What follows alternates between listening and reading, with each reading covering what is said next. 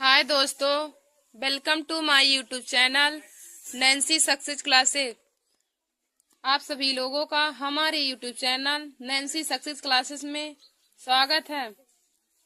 दोस्तों, आज हम सभी लोग क्लास 10 के सब्जेक्ट बायोलॉजी में टॉपिक हमारा है सब्जेक्ट बायोलॉजी को पढ़ेंगे और इसमें आज का टॉपिक है ऑब्जेक्टिव क्वेश्चन। हम लोग बायोलॉजी के ऑब्जेक्टिव क्वेश्चन को आज आगे पढ़ेंगे। हमने एक वीडियो और बनाया था बायोलॉजी के ऑब्जेक्टिव क्वेश्चन में। आज हमारा बायोलॉजी के ऑब्जेक्टिव क्वेश्चन सभी पूरा हो जाएगा, महत्वपूर्ण, जो हर बार ही बोर्ड एग्जाम की परीक्षा में पूछा जाता है। तो दोस्तों, आप सब लोग हमारे इस वीडियो को जरूर देख लीजिए और अपने दोस्तों में शेयर कर दीजिए ताकि वे लोग भी हमारे इस वीडियो को देख सकें। देखिए दोस्तों, आप सभी लोगों का बोर्ड एग्जाम का पेपर आ रहा है, तो आप सब लोग तैयारी में जुट जाइए क्योंकि बार बार मौका नहीं मिलता है। अब और एक बार आप तैयारी कर लेंगे तो नंबर भी अच्छा आएगा, तो आप लोगों को भी खुशी होगी, आपके माता पिता को भी खुशी होगी और आपके टीचर्स को भी खुशी होगी। तो दोस्तों, अब हम लोग आज के क्वेश्चन को पढ़ेंगे। तो दोस्तों, हमारा आज का 20वां क्वेश्चन है रक्त का। 20वां और पहला क्वेश्चन है, रक्त का लाल रंग किस पदार्थ की उपस्थिति के कारण होता है? रक्त का लाल रंग किस पदार्थ की उपस्थिति के कारण होता है? तो दोस्तों, इसका राइट आंसर हो जाएगा हीम के कारण। हीम के कारण रक्त का लाल रंग होता है। दोस्तों, हीम की उपस्थिति के कारण रक्त का रंग लाल होता है। हमारा 21वां क्वेश्चन है, बेरी बेरी रोग किस विटामिन की कमी से होता है? बेरी बेरी रोग किस विटामिन की कमी से होता है? तो दोस्तों, इसका राइट आंसर हो जाएगा विटामिन B1। विटामिन B1 की कमी से बेरी बेरी रोग होता है। विटामिन B1 की कमी से बेरी बेरी रोग होता है और विटामिन B की कमी से थायमिन रोग होता है। देखिए दोस्तों, हमने विटामिन की कमी से होने वाले रोग को का भी एक वीडियो बनाया है, तो उसका ट्रिक था रथ पर एक टॉफी। तो जो लोग हमारे उस वीडियो को नहीं देखे हैं तो वे लोग हमारे उस वीडियो को जाकर देख लें। दोस्तों, हमारा आज का 22वां क्वेश्चन है, गर्मियों के दिनों में किस कारण दोपहर में पौधे मुरझा जाते हैं? गर्मियों के दिनों में किस कारण दोपहर में पौधे मुरझा जाते हैं? तो दोस्तों, इसका राइट आंसर हो जाएगा वाष्पोत्सर्जन की अधिकता के कारण। वाष्पोत्सर्जन की अधिकता के कारण। तो दोस्तों, वाष्पोत्सर्जन की अधिकता के कारण गर्मियों के दिनों में दोपहर में पौधे मुरझा जाते हैं। गर्मियों के दिनों में दोपहर में पौधे वाष्पोत्सर्जन की अधिकता के कारण मुरझा जाते हैं। हमारा 23वां क्वेश्चन है, मादा लिंग हार्मोन कहलाता है? मादा लिंग हार्मोन कहलाता है। तो इसका राइट आंसर हो जाएगा एस्ट्रोजेन। मादा लिंग हार्मोन एस्ट्रोजेन कहलाता है। मादा लिंग हार्मोन एस्ट्रोजेन कहलाता है। हमारा 24वां क्वेश्चन है, किस हार्मोन्स की कमी से मधुमेह रोग होता है? किस हार्मोन्स की कमी से मधुमेह रोग होता है? तो दोस्तों, इंसुलिन की कमी से मधुमेह रोग होता है। देखिए दोस्तों, मधुमेह रोग को डायबिटीज रोग यानी कि शुगर कहते हैं। मधुमेह रोग को डायबिटीज या शुगर कहते हैं। तो इंसुलिन हार्मोन की कमी से मनुष्य को मधुमेह रोग हो जाता है। हमारा 25वां क्वेश्चन है, पीयूष ग्रंथि पाई जाती है? पीयूष ग्रंथि पाई जाती है यानी कि पीयूष ग्रंथि मस्तिष्क में कहाँ पाई जाती है? तो दोस्तों, इसका राइट आंसर हो जाएगा पीयूष ग्रंथि मस्तिष्क के अधर तल पर पाई जाती है। मस्तिष्क के अधर तल पर पीयूष ग्रंथि पाई जाती है। हमारा 26वां क्वेश्चन है, मास्टर ग्रंथि है? तो देखिए दोस्तों, मास्टर ग्रंथि को पीयूष ग्रंथि कहते हैं, जो सबसे बड़ी मनुष्य के शरीर की ग्रंथि है। मनुष्य के शरीर की सबसे बड़ी ग्रंथि मास्टर ग्रंथि है और मास्टर ग्रंथि को ही हम लोग पीयूष ग्रंथि कहते हैं। हमारा 27वां क्वेश्चन है, मनुष्य में दुग्ध ग्रंथियां किसकी रूपांतरित संरचना है? मनुष्य में दुग्ध ग्रंथियां किसकी रूपांतरित रचना है? तो देखिए दोस्तों, श्वेत ग्रंथियां। मनुष्य में दुग्ध ग्रंथियां श्वेत ग्रंथियां की रूपांतरित रचना है। तो इसका राइट आंसर हो जाएगा श्वेत ग्रंथियां। मनुष्य में दुग्ध ग्रंथियां श्वेत ग्रंथियां की रूपांतरित रचना है। हमारा 28वां क्वेश्चन है, हार्मोन्स क्या है? हार्मोन क्या है दोस्तों? तो इसका राइट आंसर हो जाएगा प्रोटीन। हार्मोन प्रोटीन है। हार्मोन क्या है? तो हार्मोन प्रोटीन है। हमारा 29वां क्वेश्चन है, सामान्य मनुष्य के मस्तिष्क का भार है। सामान्य मनुष्य के मस्तिष्क का भार है। तो दोस्तों इसका राइट आंसर हो जाएगा 1300 से 1400 ग्राम। सामान्य मनुष्य के मस्तिष्क का भार 1300 से 1400 ग्राम है। हम लोग आगे की हमारा 30वां क्वेश्चन है दोस्तों, पतझड़ से संबंधित हार्मोन है।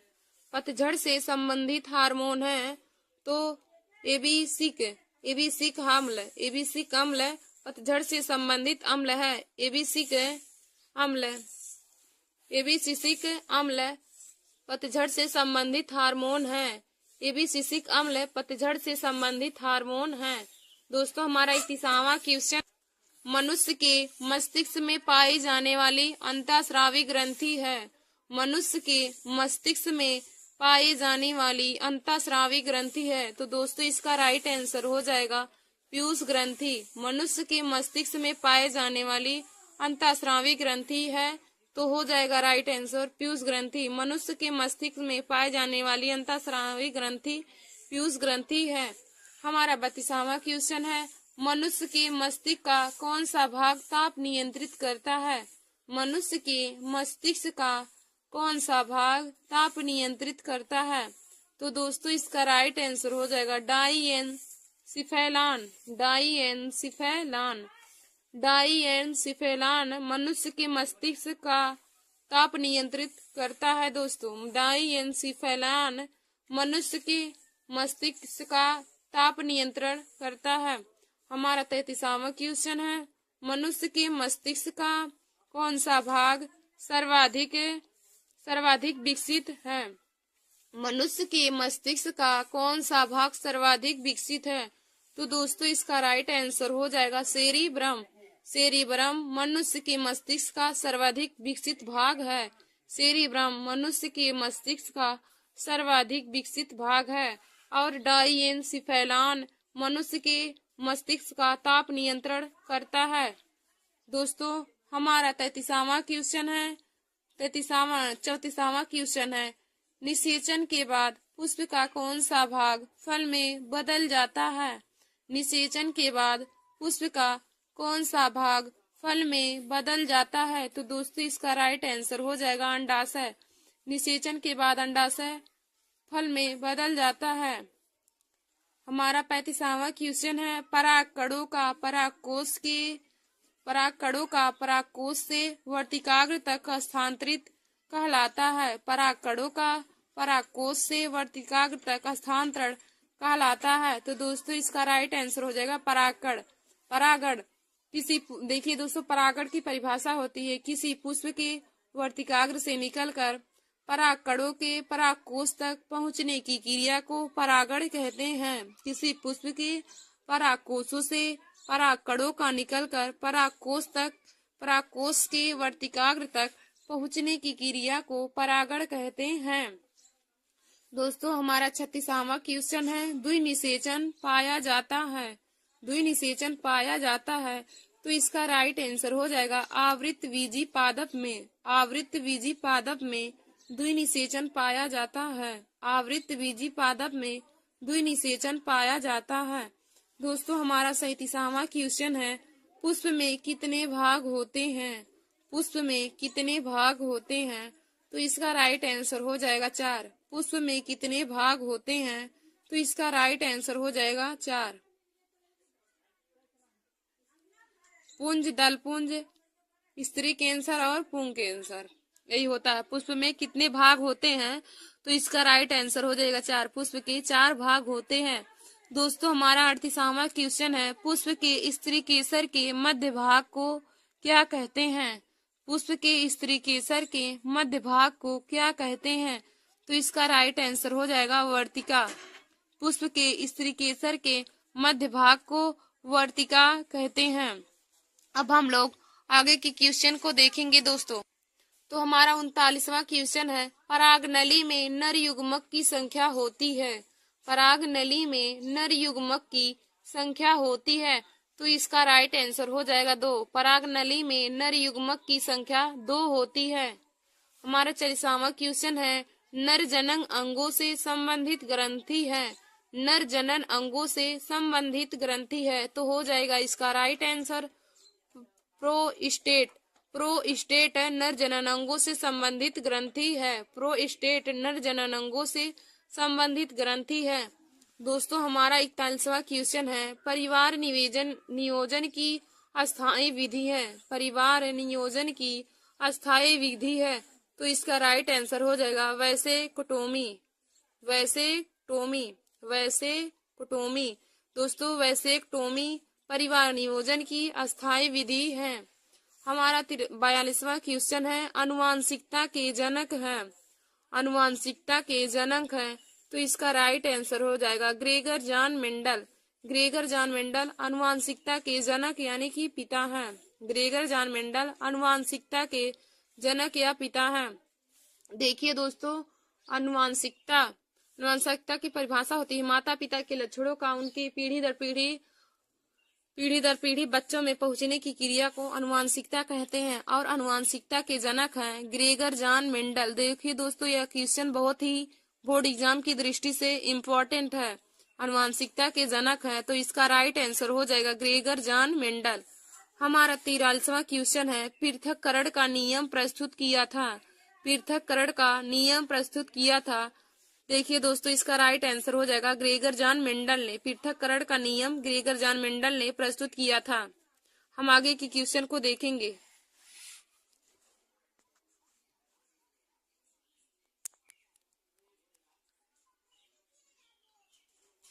हमारा 44वां क्वेश्चन है, विपरीत लक्षणों के जोड़े को कहते हैं। विपरीत लक्षणों के जोड़े को कहते हैं तो दोस्तों इसका राइट आंसर हो जाएगा युग्म विकल्पी या एलिलोमॉर्फ। युग्म विकल्पी या एलिलोमॉर्फ विपरीत लक्षणों के जोड़े को कहते हैं तो इसका राइट आंसर हो जाएगा युग्म विकल्पी या एलिलोमॉर्फ। हमारा 45वां क्वेश्चन है, एक संकर क्रॉस का जीन प्रारूप अनुपात होता है।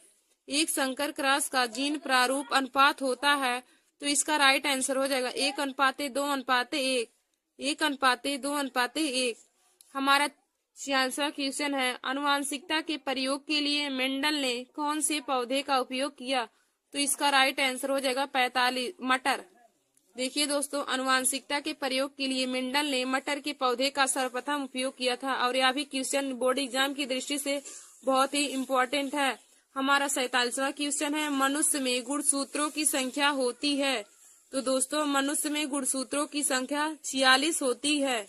मनुष्य में गुणसूत्रों की संख्या 46 होती है। यह भी क्वेश्चन बोर्ड एग्जाम की दृष्टि से बहुत ही इम्पोर्टेंट है। हमारा 48वां क्वेश्चन है, अनुवांशिक पदार्थ है। अनुवांशिक पदार्थ है तो दोस्तों इसका राइट आंसर हो जाएगा डीएनए। डीएनए अनुवांशिक पदार्थ है। हमारा 49वां क्वेश्चन है, केंद्रक बना होता है। केंद्रक बना होता है तो इसका राइट आंसर हो जाएगा न्यूक्लियो प्रोटीन का। केंद्रक न्यूक्लियो प्रोटीन का बना होता है और अनुवांशिक पदार्थ है तो डीएनए। और मनुष्य में गुणसूत्रों की संख्या है 46। हमारा आगे का क्वेश्चन है 50वां है, प्यूरिन क्षारक होता है तो इसका राइट आंसर हो जाएगा एडेनिन। प्यूरिन क्षारक होता है तो इसका राइट आंसर हो जाएगा एडेनिन। एडेनिन प्यूरिन क्षारक होते हैं। देखिए दोस्तों 51 क्वेश्चन है, डीएनए अणु में होते हैं तो इसका राइट आंसर हो जाएगा A+G=C+T। A+G=C+T। डीएनए अणु में होते हैं तो A+G=C+T। 52 क्वेश्चन है, डॉक्टर हरगोविंद खुराना को नोबेल पुरस्कार मिला था तो 1968 ईस्वी में। डॉक्टर हरगोविंद खुराना को नोबेल पुरस्कार मिला था तो 1968 ईस्वी में। हमारा 53 क्वेश्चन है, दो डीएनए अणु आपस में जुड़े होते हैं। दो डीएनए अणु आपस में जुड़े होते हैं तो इसका राइट आंसर हो जाएगा हाइड्रोजन बंध द्वारा। दो डीएनए अणु आपस में हाइड्रोजन बंध द्वारा जुड़े होते हैं। दो डीएनए अणु आपस में हाइड्रोजन बंध द्वारा जुड़े होते हैं।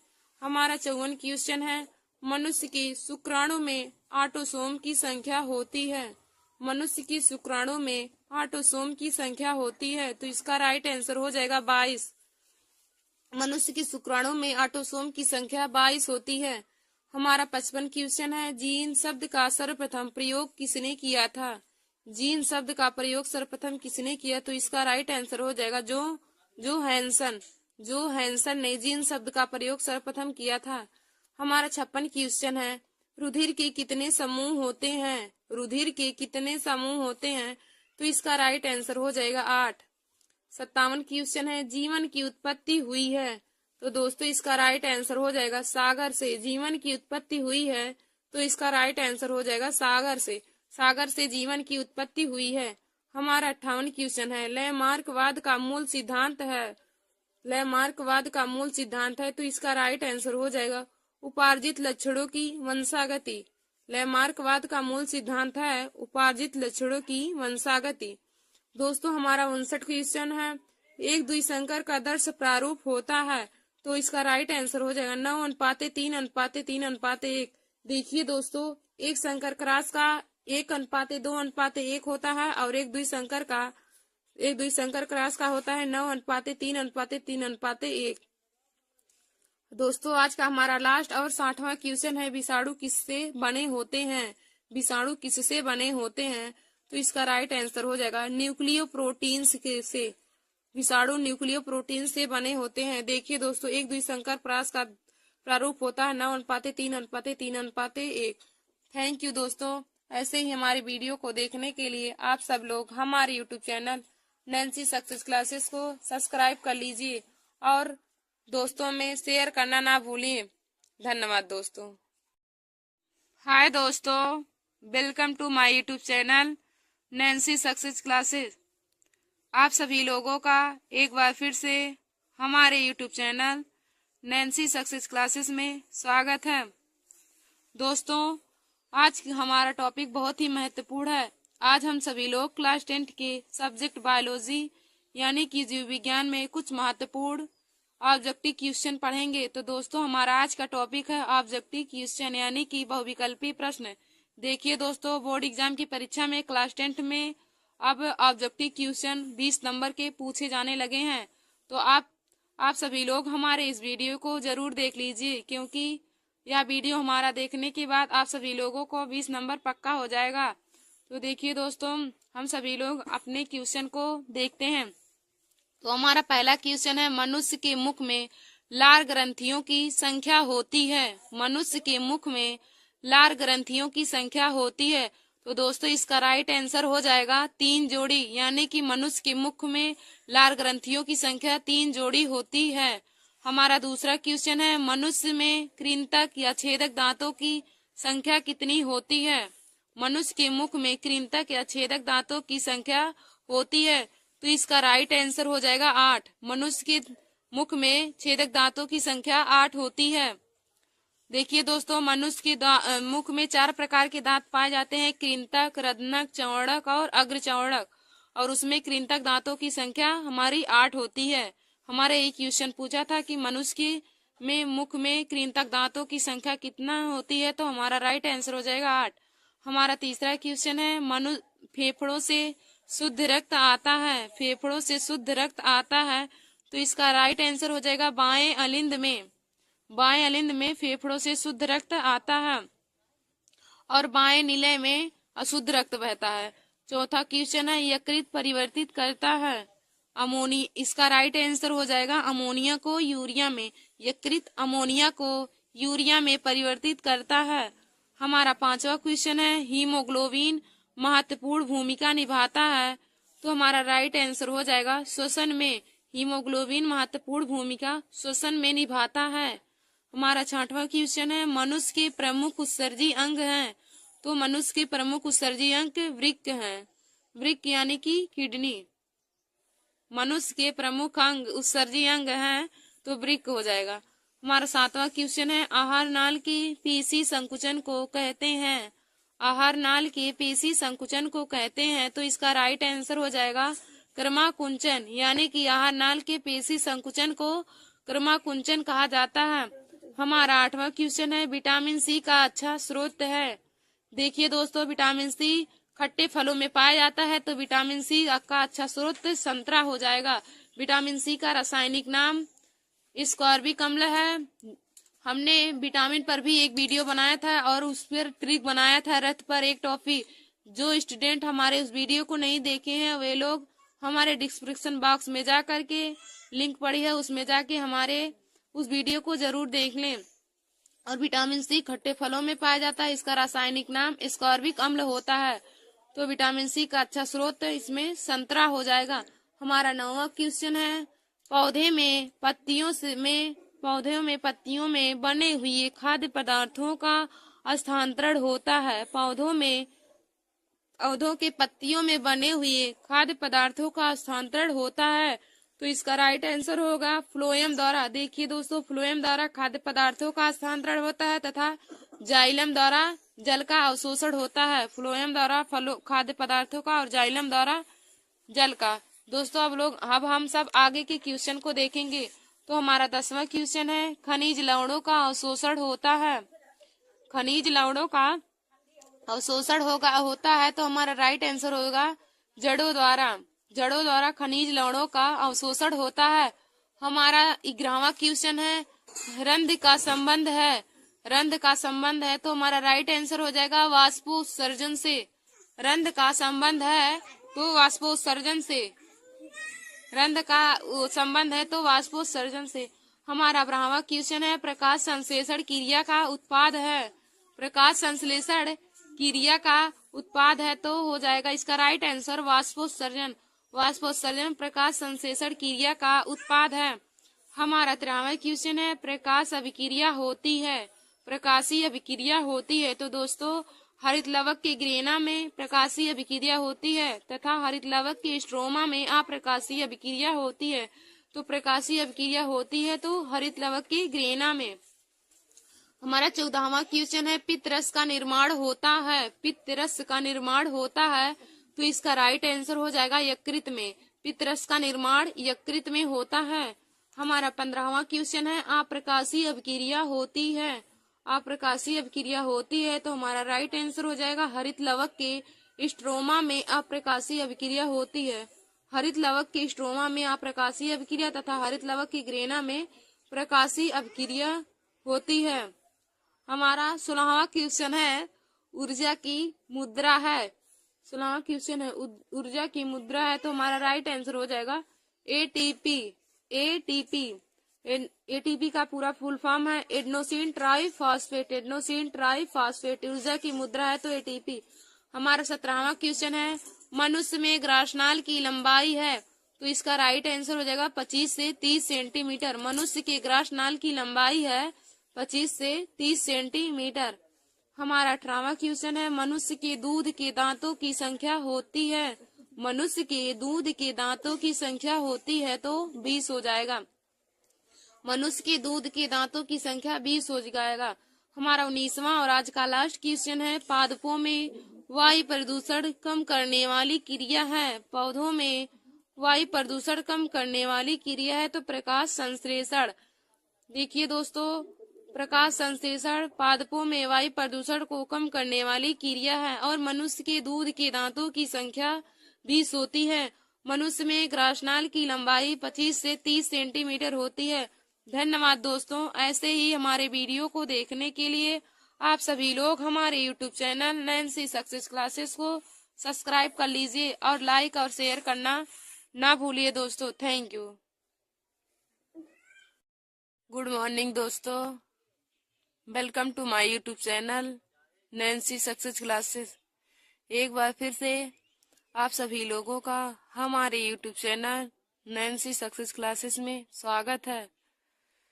दोस्तों, आज हम सभी लोग क्लास 10 के विषय रसायन विज्ञान में मोस्ट इम्पॉर्टेंट टॉपिक को पढ़ेंगे। तो आज का हमारा टॉपिक है ऑब्जेक्टिव क्वेश्चन। हमारा टॉपिक है ऑब्जेक्टिव क्वेश्चन यानी कि बहुविकल्पी प्रश्न। देखिए दोस्तों, हर बार ही बोर्ड एग्जाम की परीक्षा में ऑब्जेक्टिव क्वेश्चन पूछे जाते हैं और क्लास टेंथ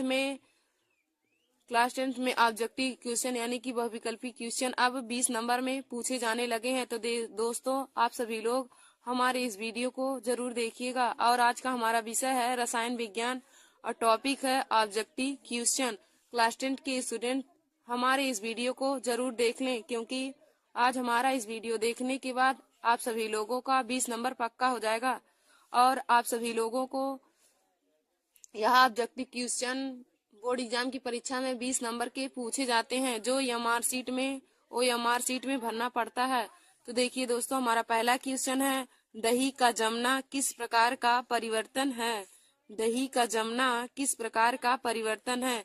तो दोस्तों, हमारा राइट आंसर हो जाएगा रासायनिक परिवर्तन। रासायनिक परिवर्तन। देखिए दोस्तों, रासायनिक परिवर्तन वे परिवर्तन होते हैं जिन्हें पुनः प्राप्त नहीं किया जा सकता है, यानी कि नए रूप में नहीं लाया जा सकता है। और भौतिक परिवर्तन वे परिवर्तन होते हैं जिन्हें पुनः उन्हें प्राप्त किया जा सकता है। जैसे बर्फ का पिघलना, तो बर्फ से हम पानी प्राप्त कर सकते हैं, फिर पानी से पुनः बर्फ प्राप्त कर सकते हैं, तो वह भौतिक परिवर्तन होगा। और रासायनिक परिवर्तन पुनः नहीं प्राप्त किया। जैसे दही का जमना है, तो दही जमने के बाद पुनः वह दूध में नहीं परिवर्तित होगा, तो वह रासायनिक परिवर्तन होगा। रासायनिक परिवर्तन में नया पदार्थ बनता है, जबकि भौतिक परिवर्तन में उसे पुनः प्राप्त किया जा सकता है। तो दोस्तों, हम आशा करते हैं आप लोगों को यह पहला क्वेश्चन बहुत अच्छे तरीके से समझ में आ गया होगा। अब हम लोग दूसरा क्वेश्चन की बात करते हैं। रासायनिक अभिक्रिया में भाग लेने वाले पदार्थों को कहते हैं। रासायनिक अभिक्रिया में भाग लेने वाले पदार्थों को कहते हैं। तो हमारा इसका राइट आंसर हो जाएगा अभिकारक। अभिकारक। हमारा तीसरा क्वेश्चन है, हमारे शरीर में भोजन का पाचन किस प्रकार की क्रिया है। हमारे शरीर में भोजन का पाचन किस प्रकार की क्रिया है। तो इसका राइट आंसर हो जाएगा अपघटन अभिक्रिया। शरीर में भोजन का पाचन अपघटन अभिक्रिया है। हमारा चौथा क्वेश्चन है, ऊष्माशोषी वह अभिक्रिया होती है जिसमें ऊष्मा। तो इसका राइट आंसर ऊष्मा का अवशोषण होता है। देखिए दोस्तों, हमने आप सभी को बताया था कि ऊष्माशोषी अभिक्रिया में ऊष्मा का अवशोषण तथा ऊष्माक्षेपी अभिक्रिया में ऊष्मा मुक्त होती है। ऊष्माशोषी अभिक्रिया में ऊष्मा का अवशोषण होता है तथा ऊष्माक्षेपी अभिक्रिया में ऊष्मा मुक्त होती है। दोस्तों, आप सभी लोग हमारा वीडियो जो हमने महत्वपूर्ण रासायनिक अभिक्रिया को लिखवाया है, आप सभी लोग क्लास 10 के स्टूडेंट हमारे उस वीडियो को जरूर देख लें, क्योंकि बोर्ड एग्जाम की परीक्षा में महत्वपूर्ण रासायनिक अभिक्रिया भी पूछे जाते हैं, वो भी 5-5 नंबर में। इसलिए आप सभी लोग हमारे उस वीडियो को जाकर देख लीजिए। नैन्सी सक्सेस क्लासेस के डिस्क्रिप्शन बॉक्स में है लिंक पड़ा, उसमें जाकर आप सभी लोग हमारे उस वीडियो को जरूर देख लीजिएगा। तो हमारा पांचवा क्वेश्चन है, लेड नाइट्रेट का रासायनिक सूत्र है। लेड नाइट्रेट का रासायनिक सूत्र है। तो देखिए दोस्तों, इसका सूत्र हो जाएगा PbNO3 का होल ट्वाइस। PbNO3 का होल ट्वाइस। छठवां है NH4Cl। शेयर ए उत्क्रमणीय अभिक्रिया का चिन्ह है। फिर Na++ Cl- में टूटा है, अभिक्रिया है, तो यह अभिक्रिया उत्क्रमणीय अभिक्रिया होगी। देखिए दोस्तों, यह जो चिन्ह है, यह चिन्ह उत्क्रमणीय अभिक्रिया का है, इसलिए इसमें भी NH4Cl में ऐसे टूटा है, NH4+ करके फिर +Cl- करके। अब बीच में यह चिन्ह उत्क्रमणीय अभिक्रिया का है, तो इसलिए हम लोग इसको उत्क्रमणीय अभिक्रिया, इसका आंसर रहेगा। तो यह अभिक्रिया उत्क्रमणीय अभिक्रिया होगी। हमारा सातवां क्वेश्चन है, अपचायक वे पदार्थ हैं। अपचायक वे पदार्थ हैं। तो अपचायक वे पदार्थ होते हैं जो इलेक्ट्रॉन त्यागते हैं, तथा उपचायक वे पदार्थ होते हैं जो इलेक्ट्रॉन ग्रहण करते हैं। देखिए दोस्तों, अपचायक पदार्थ इलेक्ट्रॉन ग्रहण करते हैं, जबकि उपचायक पदार्थ इलेक्ट्रॉन त्यागते हैं, जबकि उपचायक पदार्थ इलेक्ट्रॉन ग्रहण करते हैं। हमारा आठवां क्वेश्चन है, एक विलयन का pH मान 5 है, यह विलयन है। एक विलयन का pH मान 5 है, तो यह विलयन है। इसका राइट आंसर हो जाएगा अम्लीय। देखिए दोस्तों, हमने आप सभी लोगों को बताया था कि जिस विलयन का pH मान 7 से कम रहेगा, यदि 7 से कम है तो विलयन अम्लीय होगा। अम्लीय। और 7 से ज्यादा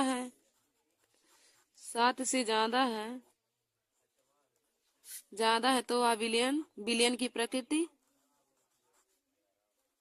क्षारीय होगी। और यदि 7 है तो विलयन उदासीन होगा।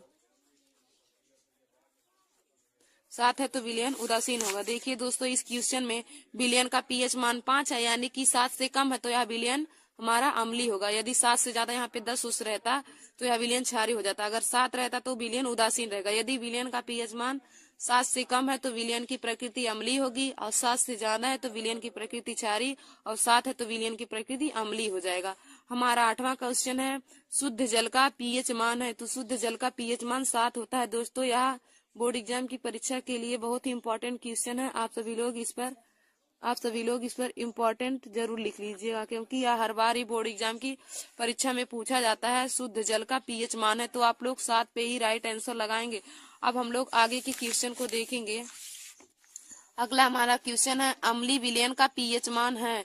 तो देखिए दोस्तों हमने आपको बताया था अम्लीय विलयन का पीएच मान 7 से कम होता है, और अगर यहाँ पे क्षारीय विलयन का पीएच मान पूछता तो हम लोग 7 से ज्यादा पे टिक लगाते, लेकिन यहाँ पे अम्लीय विलयन का पीएच मान पूछा है तो 7 से कम वाला राइट आंसर हो जाएगा। अगला 11वां क्वेश्चन है पोटाश एलम का रासायनिक सूत्र है। पोटाश एलम का रासायनिक सूत्र है। तो देखिए दोस्तों पोटाश एलम को ही फिटकरी कहते हैं, तो हम लोग इसमें फिटकरी के सूत्र लिख देंगे। तो फिटकरी का सूत्र होता है K2SO4 इंटू Al2 SO4 का whole thrice into 24H2O। K2SO4 into Al2 SO4 का whole thrice into 24H2O। Potash alum को ही फिटकरी कहते हैं। हमारा 12वां क्वेश्चन है जल को जीवाणु रहित बनाने के लिए उपयोगी पदार्थ है। जल को जीवाणु रहित बनाने के लिए उपयोगी पदार्थ है, तो इसका राइट आंसर हो जाएगा विरंजक चूड़। विरंजक चूड़ जल को जीवाणु रहित बनाने में उपयोग में लाया जाता है।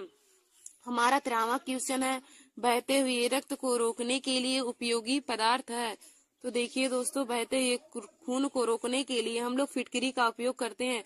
दोस्तों हमने आप सभी लोगों को फिटकरी के उपयोग में नहीं फिटकरी के उसमें फिटकरी लिखवाया है, उपयोग भी फिटकरी का लिखवाया है उसमें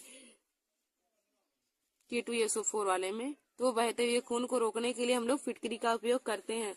हमारा 14वां क्वेश्चन है नवसाधर का रासायनिक सूत्र है। नवसाधर का रासायनिक सूत्र देखिए दोस्तों नवसाधर को ही अमोनियम क्लोराइड कहते हैं, तो इसमें हम लोग अमोनियम क्लोराइड का सूत्र लिख देंगे। तो अमोनियम क्लोराइड का सूत्र होता है NH4Cl। NH4Cl।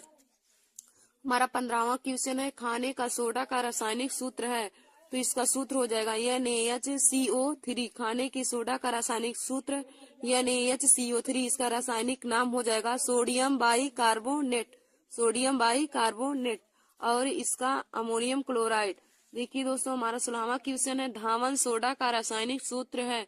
तो इसका सूत्र हो जाएगा Na2CO3 इंटू 10H2O, यानी कि सोडियम कार्बोनेट डेका हाइड्रेट। इसका रासायनिक नाम हो जाएगा सोडियम कार्बोनेट डेका हाइड्रेट। देखिए दोस्तों खाने की सोडा का रासायनिक सूत्र NaHCO3 और धावन सोडा का सूत्र Na2CO3 इंटू 10H2O। हमारा अगला क्वेश्चन 17वां है संकर लवण है। तो संकर लवण Na3FeCN का होल 6 हो जाएगा। सोडियम फेरस साइनो ये है। फिर हमारा 18वां क्वेश्चन है आग बुझाने वाले यंत्रों में प्रयुक्त पदार्थ है। आग बुझाने वाले यंत्रों में प्रयुक्त पदार्थ है, तो इसका राइट आंसर हो जाएगा Na2CO3। Na2CO3। दोस्तों अब हम लोग आगे की क्वेश्चन को देखेंगे। तो हमारा अगला क्वेश्चन है एंटीमनी है। तो दोस्तों एंटीमनी उपधातु है। उपधातु वे होते हैं जिनमें धातु तथा धातु दोनों के गुण पाए जाते हैं, उन्हें हम लोग उपधातु कहते हैं। तो एंटीमनी 2 होती है, एक आर्सेनिक होता है, नहीं उपधातु 2 होते हैं, एक एंटीमनी होता है, एक आर्सेनिक। तो देखिए दोस्तों यहाँ पे क्वेश्चन है एंटीमनी है, तो हम लोग उपधातु पे ही टिक लगा लेंगे। हमारा 20वां क्वेश्चन है अमलगम होते हैं। तो अमलगम क्या होते हैं? अमलगम मिश्र धातु होते हैं। अमलगम मिश्र धातु होते हैं।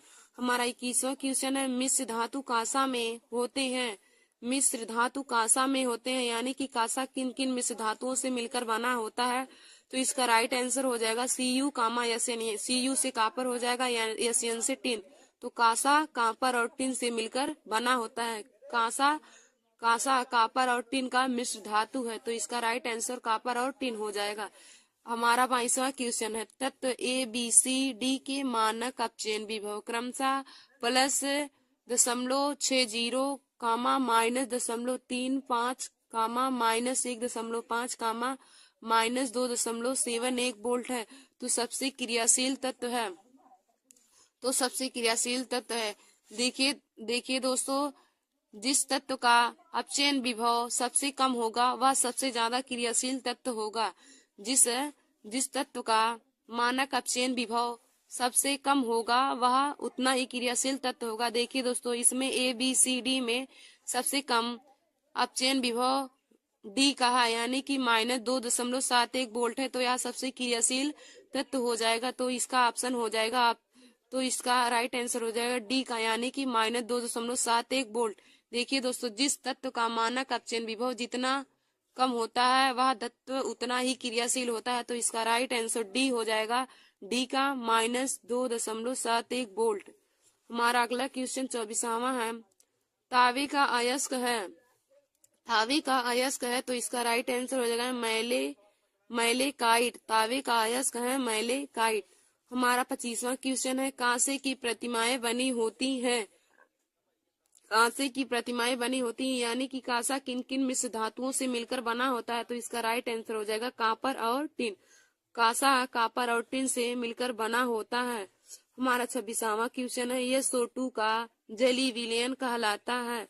SO2 का जली विलयन कहलाता है। तो इसका राइट आंसर हो जाएगा सल्फ्यूरस अम्ल। इसका राइट आंसर हो जाएगा सल्फ्यूरस अम्ल। हमारा 27वां क्वेश्चन है। पीतल है, तो इसका राइट आंसर हो जाएगा मिश्र धातु। पीतल है तो राइट आंसर हो जाएगा मिश्र पीतल है, तो इसका राइट आंसर हो जाएगा मिश्र धातु। हमारा 28वां क्वेश्चन है। ब्यूटेनोन में क्रियात्मक समूह है। तो देखिए दोस्तों, ब्यूटेनोन में ओन समूह जुड़ा हुआ है तो CO क्रियात्मक समूह हो जाएगा। ब्यूटेनोन में CO समूह जुड़ा है तो कीटोनी समूह, तो इसमें CO क्रियात्मक समूह हो जाएगा। हमारा 29वां क्वेश्चन और आज का लास्ट क्वेश्चन है। एस्टिक अम्ल में क्रियात्मक समूह है। तो एस्टिक अम्ल में क्रियात्मक समूह COOH हो जाएगा। एस्टिक अम्ल का सूत्र CH3COOH होता है। तो ओइक अम्ल इसमें है तो क्रियात्मक समूह COOH हो जाएगा। धन्यवाद दोस्तों, ऐसे ही हमारे वीडियो को देखने के लिए और बहुविकल्पी क्वेश्चन को पाने के लिए आप सभी लोग हमारे YouTube channel Nancy success classes को सब्सक्राइब कर लीजिए और लाइक और शेयर करना ना भूलिए दोस्तों। देखिए दोस्तों, क्लास 10 के स्टूडेंट हमारे इस वीडियो को जरूर देख लें, क्योंकि उनके बोर्ड एग्जाम की परीक्षा में ऑब्जेक्टिव क्वेश्चन 20 नंबर में पूछे जाते हैं। तो आप सभी लोग हमारे इस वीडियो को जरूर देख लीजिएगा, क्योंकि आज का हमारा यह वीडियो देखने के बाद आप सभी लोगों का 20 नंबर पक्का हो जाएगा। थैंक यू दोस्तों, धन्यवाद। गुड मॉर्निंग दोस्तों, welcome to my YouTube channel Nancy success classes. आज हम सभी लोग क्लास 10 की विषय रसायन विज्ञान में कुछ महत्वपूर्ण रिएक्शन को पढ़ेंगे दोस्तों, जो हर बार ही बोर्ड एग्जाम की परीक्षा में 5 नंबर में पूछे जाते हैं। तो दोस्तों, आज का हमारा टॉपिक है क्या होता है जब। तो देखिए दोस्तों, क्या होता है जब से संबंधित क्लास 10 में रसायन विज्ञान में 5 नंबर के क्वेश्चन पूछे जाते हैं। तो आप सभी लोग हमारे इस वीडियो को जरूर देख लीजिए, जिससे आप सभी लोगों को 5 नंबर पक्का हो जाए, और अपने दोस्तों में भी यह वीडियो शेयर कर दीजिए। दोस्तों, हमारा पहला क्वेश्चन है। सोडियम बाइकार्बोनेट या खाने के सोडा को गर्म किया जाता है। पहला क्वेश्चन है, सोडियम बाइकार्बोनेट या खाने के सोडा को गर्म किया जाता है। तो देखिए दोस्तों, जब हम लोग सोडियम बाइकार्बोनेट को गर्म करते हैं तो धावन सोडा बनता है। धावन सोडा यानी कि Na2CO3 बनता है। देखिए दोस्तों, हम लोग 2 गुना में सोडियम बाइकार्बोनेट के गर्म करेंगे तो 2NaHCO3 तो यह गर्म करने पर यहाँ Na2CO3 में टूट जाता है, प्लस H2O प्लस में CO2। Na2CO3 प्लस में H2O प्लस में CO2। जब सोडियम बाइकार्बोनेट या खाने की सोडा को गर्म किया जाता है तो धावन सोडा बनता है, यानी कि Na2CO3 बनता है। हमारा दूसरा क्वेश्चन है, एथिलीन की हैलोजन अम्ल के साथ क्रिया होती है। क्या होता है जब एथिलीन की हाइड्रोजन अम्ल के साथ क्रिया होती है। तो देखिए दोस्तों, जब एथिलीन की हाइड्रोजन अम्ल के साथ क्रिया करते हैं तो एथिल हैलाइड बनता है, एथिल हैलाइड बनता है। तो देखिए दोस्तों, CH2 प्लस में HI, तो यहाँ मिलकर के बन जाएगा CH3CH2I, मतलब एथिल आयोडाइड बनता है, एथिल आयोडाइड, या CH3CH2I एथिल आयोडाइड का सूत्र है, तो एथिल हैलाइड बन गया। जब एथिलीन की हैलोजन अम्ल के साथ क्रिया कराते हैं तो एथिल हैलाइड बनता है। दोस्तों हमारा तीसरा क्वेश्चन है, एथिल एल्कोहल को सांद्र H2SO4 के साथ 160 से 170 डिग्री सेल्सियस पर 443 केल्विन पर गर्म करते हैं। एथिल एल्कोहल को सांद्र H2SO4 के साथ 160 से 170 डिग्री पर सेल्सियस पर 443 केल्विन पर गर्म करते हैं। देखिए दोस्तों, यह क्वेश्चन बहुत बार ही बोर्ड एग्जाम की परीक्षा में पूछा गया है, तो आप सब लोग इस क्वेश्चन को बहुत ही अच्छी तरीके से देख लीजिए।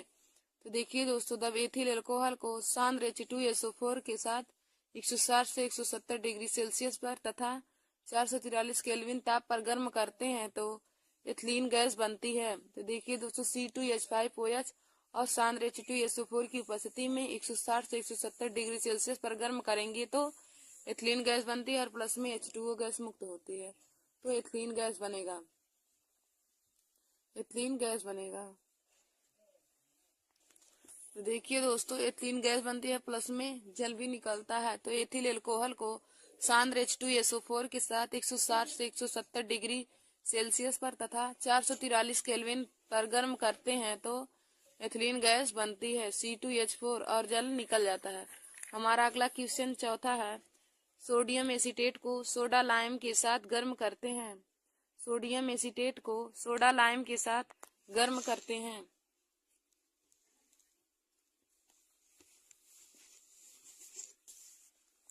तो देखिए दोस्तों, सोडियम एसीटेट को सोडा लाइम के साथ गर्म करेंगे तो मेथेन गैस बनता है।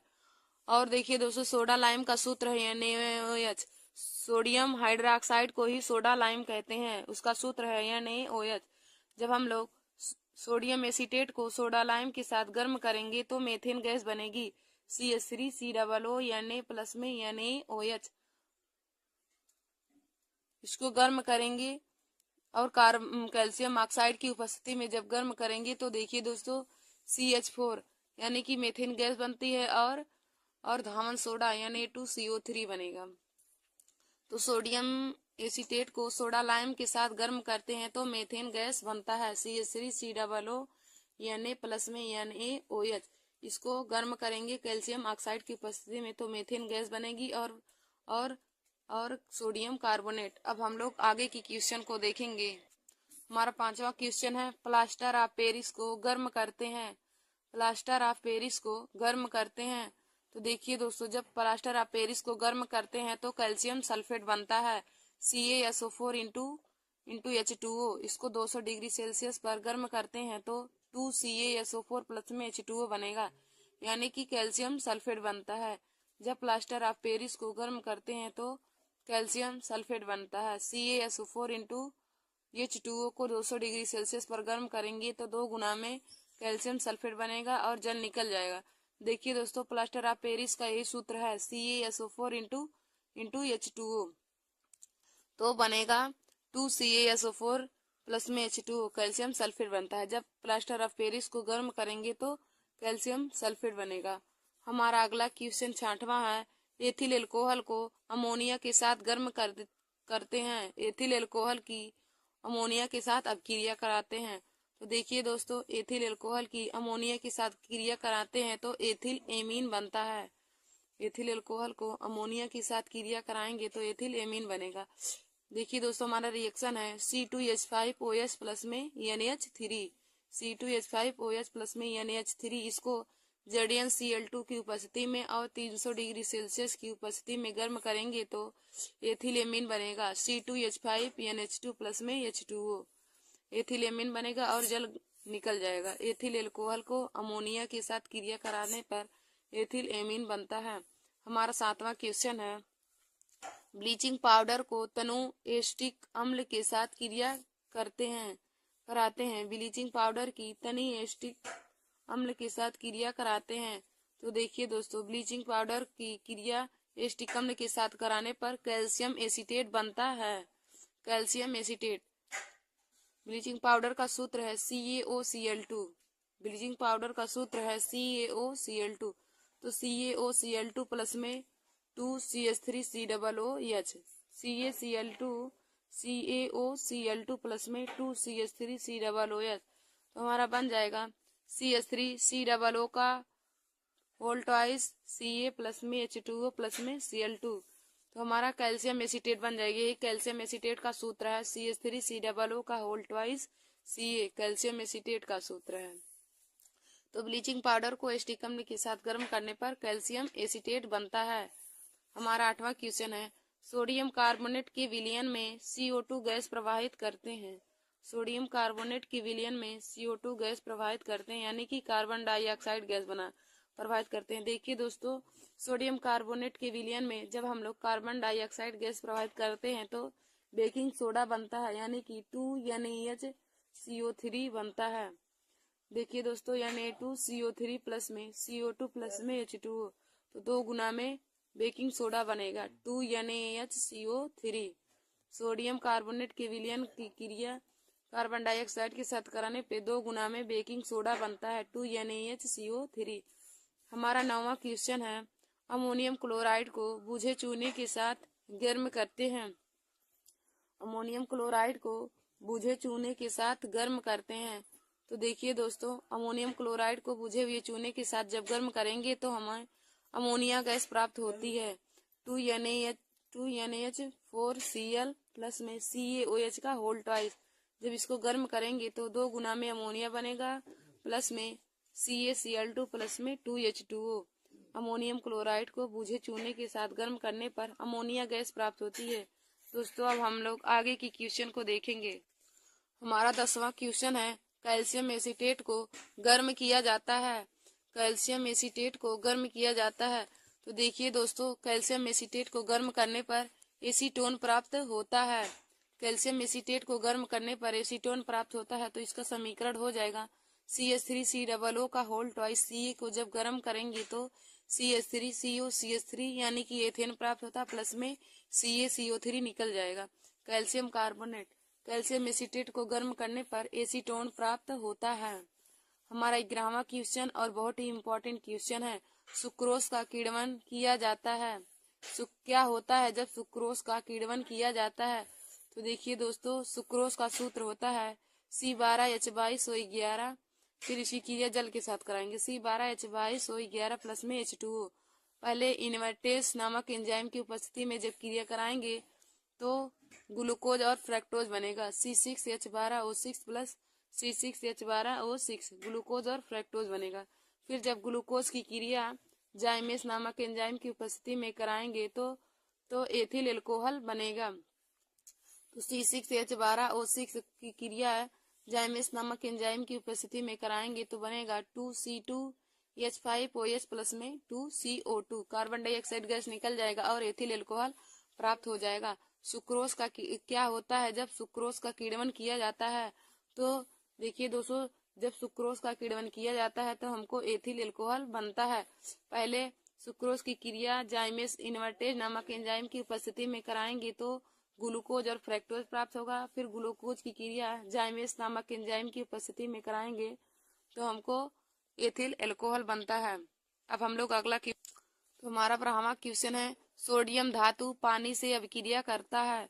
सोडियम क्या होता है जब सोडियम धातु पानी से अभिक्रिया करता है? तो देखिए दोस्तों, सोडियम धातु पानी के साथ क्रिया करके सोडियम हाइड्रोक्साइड बनाता है। तो इसका सूत्र हो जाएगा 2Na प्लस 2H2O। तो बन जाएगा 2NaOH प्लस में H2। सोडियम धातु की पानी के साथ अभिक्रिया कराने पर सोडियम हाइड्रोक्साइड बनता है।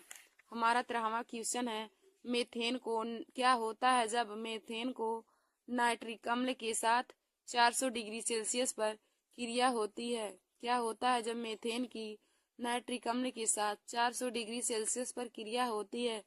तो दोस्तों, मेथेन की नाइट्रिक अम्ल के साथ 400 डिग्री सेल्सियस पर क्रिया कराने पर नाइट्रोमेथेन बनता है। नाइट्रोमेथेन बनता है तो हो जाएगा CH4 प्लस में HNO3।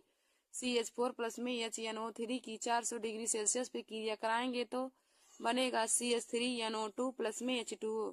मेथेन की नाइट्रिक अम्ल के साथ 400 डिग्री सेल्सियस पर क्रिया कराने पर नाइट्रोमेथेन बनता है। अब हम लोग अगले क्वेश्चन को देखेंगे।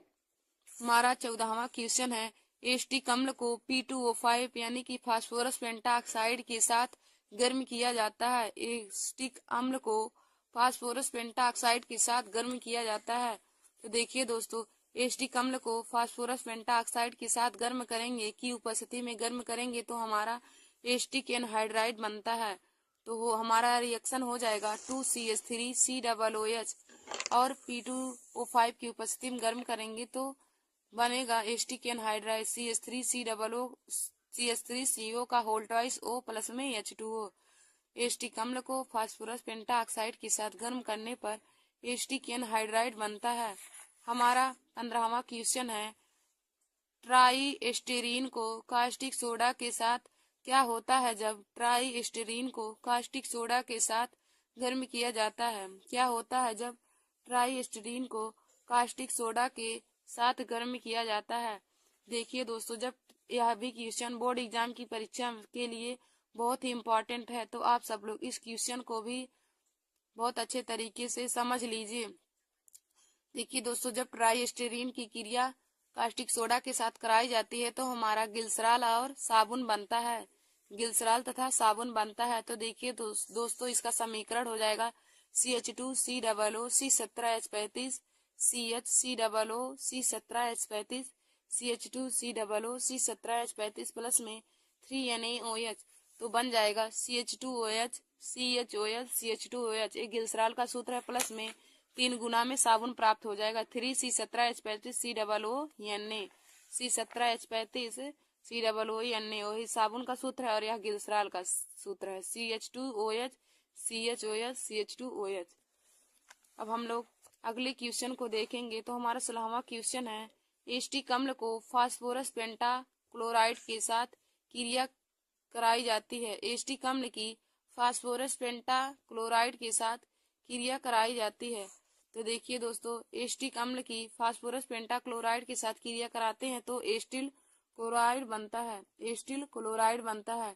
तो इसका सूत्र हो जाएगा समीकरण CH3COOH प्लस में PCl5। ये फास्फोरस पेंटाक्लोराइड का सूत्र है CH3COOH प्लस PCl5। तो बन जाएगा हमारा CH3COCl स्टील क्लोराइड प्लस में POCl3 phosphorus oxy chloride plus में HCl बन जाएगा।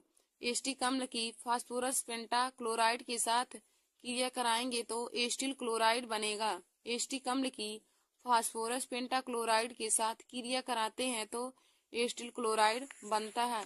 हमारा 17वां क्वेश्चन है, एथिल एल्कोहल को H2SO4 के साथ 140 डिग्री सेल्सियस तक गर्म किया जाता है।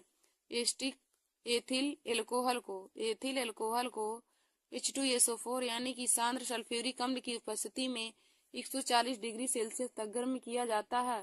तो देखिए दोस्तों, यह क्वेश्चन भी बोर्ड एग्जाम की परीक्षा से बहुत ही इम्पोर्टेंट है।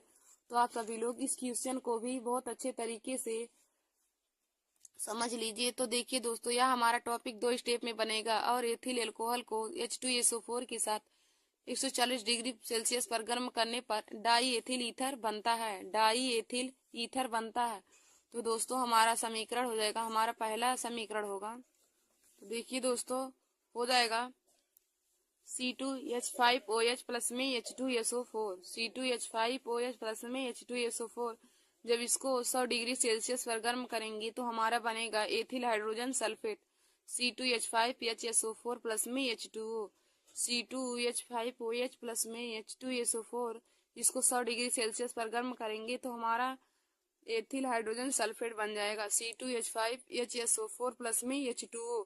फिर जब हम एथिल हाइड्रोजन सल्फेट की क्रिया एथिल अल्कोहल के साथ 140 डिग्री सेल्सियस पर कराएंगे तो डाई एथिल ईथर बनेगा C2H5HSO4 प्लस में C2H5OH की क्रिया 140 डिग्री सेल्सियस पर करेंगे तो डाई एथिल ईथर बनेगा।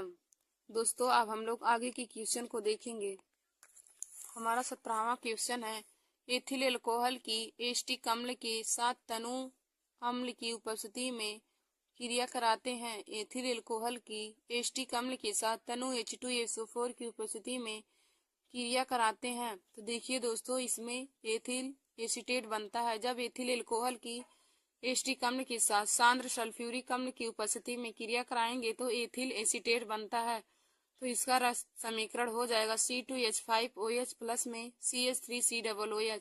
C2H5OH प्लस में CH3COOH की क्रिया H2SO4 की उपस्थिति में कराएंगे तो बन जाएगा ethyl acetate CH3COO C2H5 CH3COO C2H5 plus में H2O निकल जाएगा और एथिल एसीटेट बन जाएगा। हमारा 18वां क्वेश्चन है, इथेनॉल क्षारीय पोटेशियम परमैंगनेट द्वारा ऑक्सीकृत होता है। इथेनॉल क्षारीय पोटेशियम परमैंगनेट द्वारा ऑक्सीकृत होता है। तो दोस्तों, इथेनॉल क्षारीय पोटेशियम परमैंगनेट द्वारा ऑक्सीकृत होने पर एसिटिक अम्ल बनाता है।